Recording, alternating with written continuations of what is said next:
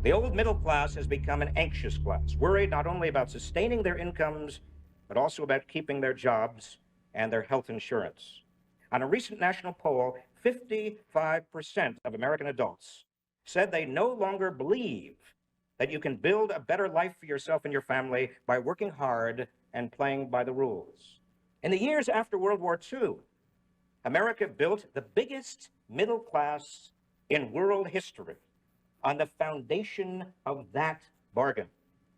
We turned our hard work into homes and cars and health care and pensions, and the middle class grew and prospered and enriched further as the barriers to race and class and gender slowly began to fall, just began to fall. Poverty reached an historic low, and the sense of possibility, that wonderful sense of possibility, grew stronger.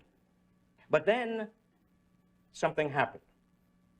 Around 15 years ago, this American dream began to fade. And as it faded, middle-class families tried every means they had of holding on. Spouses went to work. When did you find that great increase in women in the workforce? In the late 1970s, in the late 1980s.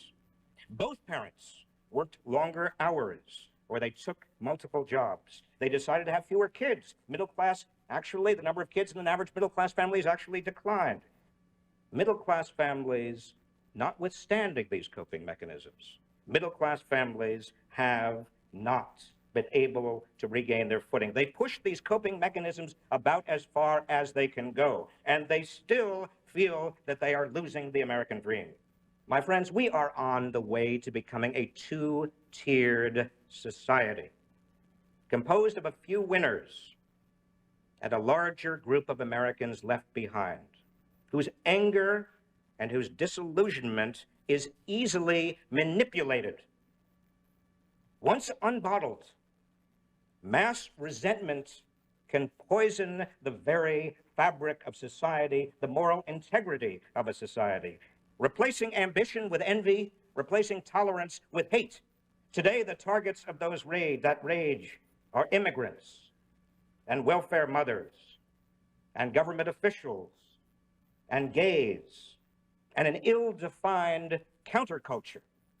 But as the middle class continues to erode, who will be the targets tomorrow? All of which raises the central question: why is it no longer the case that working hard and playing by the rules reaps a just reward? Why is it that over the past 15 years, the middle class has been fragmenting? Simply this: hard work is not enough anymore because two emerging forces have rewritten the rules. The rules are now different. The first emerging force is technology, largely computerized, computer-based technology, which has either eradicated or devalued every routine job in America, which can be done by a software program, and simultaneously enriched every job utilizing the problem-solving skills of the human brain.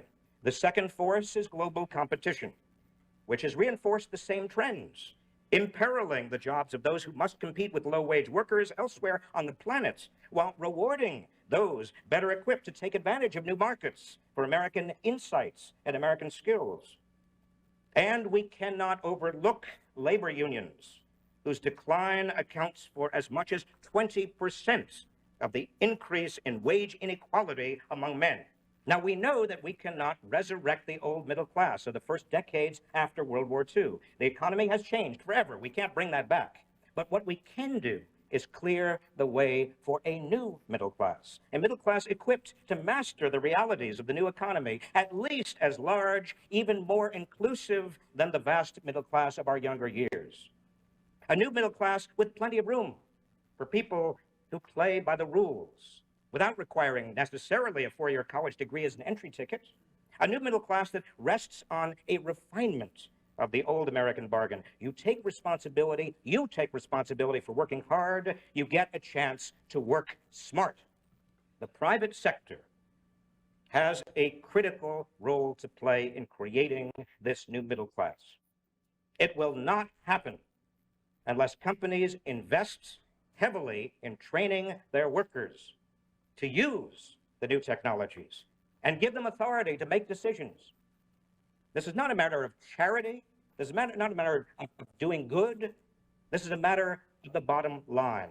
The best companies in this country right now, large and small, Levi Strauss, Lincoln Electric, LS Electro Galvanizing, Anheuser-Busch, they are treating their workers as assets to be developed, nurtured, trained, rather than as costs to be cut. Some of them are also sharing with their workers the upside gains of the enterprise, as well as the downside risks, converting a portion of wages into a share of the profits, bringing their employees in as genuine partners. I've begun to travel around the country. I'm going to do much more of this, celebrating the companies and the workers that are leading the way in this new compact. But mark my words, if American industry fails to forge such a compact with their workers, it will jeopardize American competitiveness in decades to come. If American business continues to pursue short-term profits at the price of insecurity and falling living standards for a large portion of our society, it will sooner or later reap the bitter harvest of popular rage.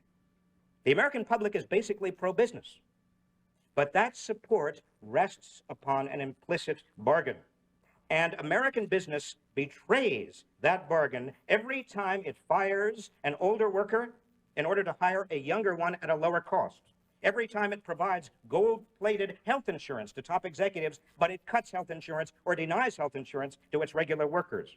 Every time it labels an employee who had been a full-time employee an independent contractor for the purpose of getting that employee off the payroll and lowering various benefits.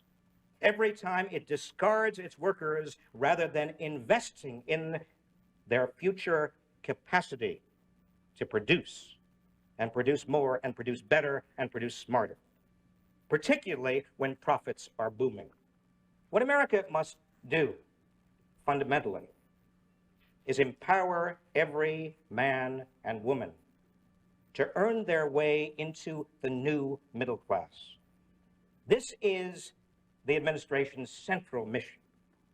We must not be distracted and will not be distracted by secondary concerns or entangled in partisan wrangling. We are eager to cooperate with the new leadership in Congress on how best to rebuild the middle class.